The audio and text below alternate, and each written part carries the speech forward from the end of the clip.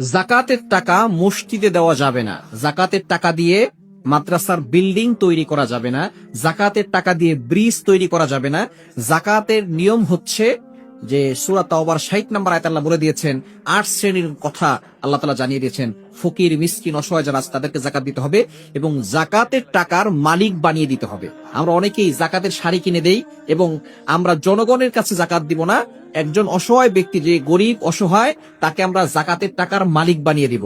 কোন ফান্ডে, যেমন মসজিদ বলেন, মাদ্রাসা বলেন, ব্রিজ বলেন, সংগঠনকে না দিয়ে আমরা কোন ব্যক্তিকে মালিক বানিয়ে দিব। এটাই হচ্ছে জাকাত দেওয়ার নিয়ম।